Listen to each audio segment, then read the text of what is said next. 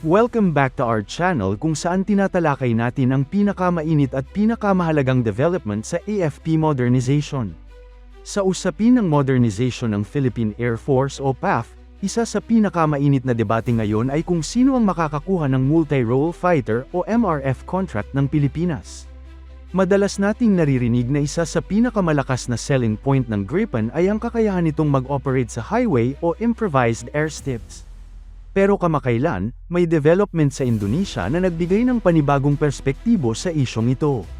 Ang Indonesian Air Force o Tentara Nasional Indonesia Angkatan Udara, kilala bilang TNI AU, ay nagsagawa ng alternate road runway o highway airstrip exercise sa Trans-Sumatra Highway, partikular sa Terbanggi Besar Pematang Panggang Kayu Agong section. Ang ginamit nilang aircraft, hindi Gripen, kundi General Dynamics Lockheed Martin F-16C Multirole Fighter, kasama ang Embraer EMB 314 Super Tucano at H225M helicopters. Malinaw ang mensahe, kaya ring magland ng F-16 sa highway kung maayos ang preparasyon at disenyo ng kalsada. Matagal nang ipinagmamalaki ng sub na ang Subjas 39 Gripen ay dinisenyo para sa dispersed operations. Ibig sabihin, kaya nitong mag-takeoff at landing sa maiikling runway, kabilang na ang highways. Bahagi ito ng Swedish defense doctrine noong Cold War kung saan inaasahang tatamaan agad ang main air bases, kaya kailangang magkalat ang fighter jet sa iba't ibang improvised locations. Sa Southeast Asia, nakita na natin ito sa Thailand kung saan ang Royal Thai Air Force ay nag-operate ng Gripen sa Songkhla Highway. Sa Singapore naman, ang Republic of Singapore Air Force ay regular na nagsasagawa ng exercise Torrent kung saan ginagamit ang highway bilang emergency runway. Ngayon, sumunod na ang Indonesia. Pero ang mas mahalaga, F-16 ang ginamit nila.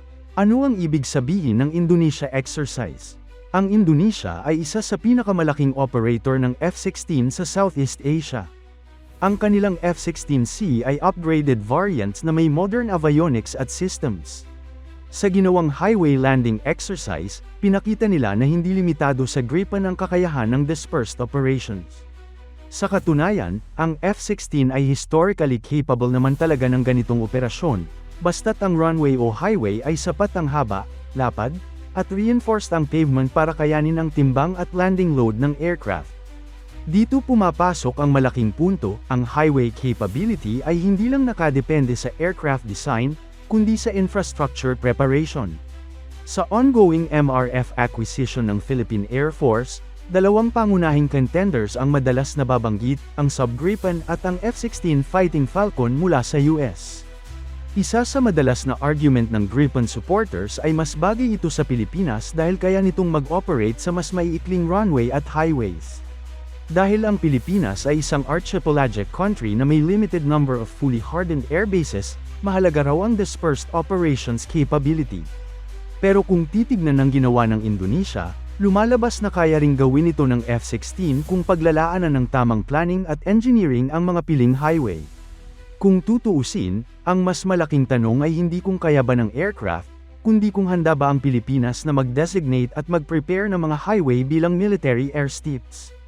Ayon sa Indonesian Ministry of Defense at Ministry of Public Works, plano nilang magkaroon ng road segment sa bawat probinsya na kayang mag-accommodate ng military aircraft.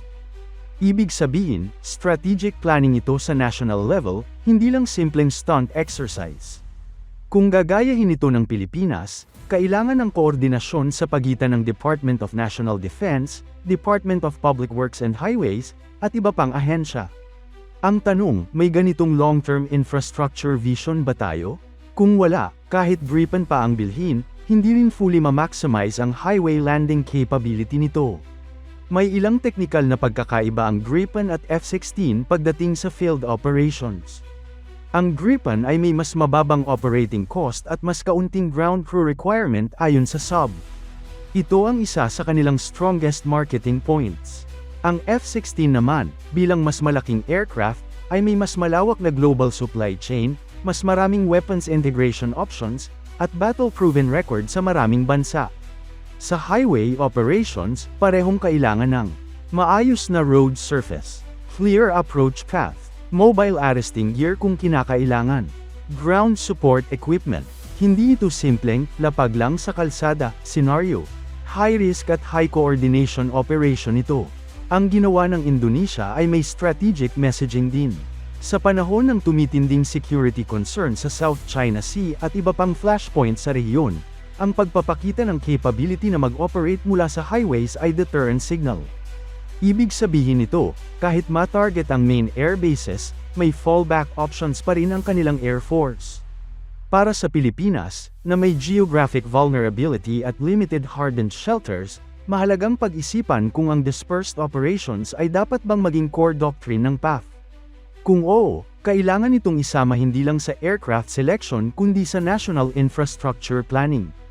Hindi na exclusive selling point. Sa totoo lang, ang highway landing capability ay matagal nang ikinakabit sa branding ng Gripen.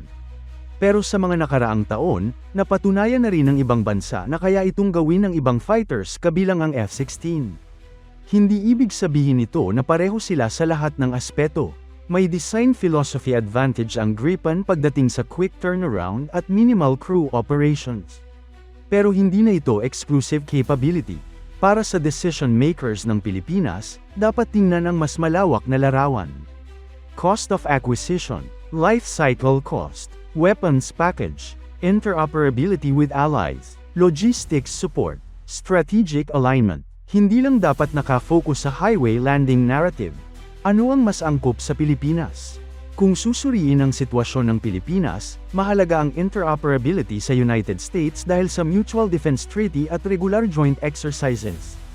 Dito may advantage ang F-16. Pero may argument din na ang Gripen ay mas cost-efficient at mas flexible sa dispersed operations. Ang tunay na sagot ay nakadepende sa defense doctrine na gustong tahakin ng bansa.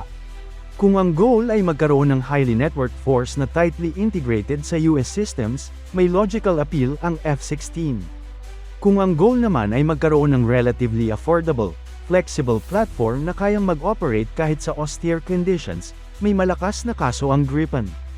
Ang Indonesia ngayon ang ikatlong bansa sa Southeast Asia na nagsagawa ng ganitong exercise matapos ang Singapore at Thailand. Ngunit ang kaibahan, F-16 ang ginamit nila, hindi Gripen. Ipinapakita nito na ang aircraft capability ay isa lang bahagi ng equation. Mas mahalaga ang political will at infrastructure investment. Kung seryoso ang Pilipinas sa pagbuo ng credible air defense, kailangan pag-isipan hindi lang ang pagbili ng fighter jet, kundi ang kabuuang ecosystem kung saan ito mag-ooperate. Ang balita mula Indonesia ay nagbigay ng bagong dimension sa debate ng PAF-MRF project. Hindi na pwedeng sabihing Gripen lang ang may kakayahang mag-land sa highway. Napatunayan na ng F-16 na kaya rin ito, basta may tamang preparasyon. Sa huli, ang tanong ay hindi lang kung anong eroplano ang mas magaling. Ang mas mahalaga ay kung anong strategic direction ang tatahakin ng Pilipinas. Ang highway landing capability ay isang factor, pero hindi ito dapat maging sole deciding point. Ang tunay na sukatan ay kung alin ang mas magbibigay ng long-term security, deterrence, at operational flexibility para sa bansa. Sa gitna ng tumitinding regional tensions at modernization efforts, ang desisyon sa MRF project ay isa sa pinakamahalagang hakbang para sa hinaharap ng Philippine Air Force. At malinaw ngayon, hindi lang Gripen ang may kakayahang mag-operate sa highway. Kaya na rin ng F-16. Ang tanong, handa na ba ang Pilipinas na ihanda ang sarili nitong mga kalsada para sa ganitong klase ng operasyon?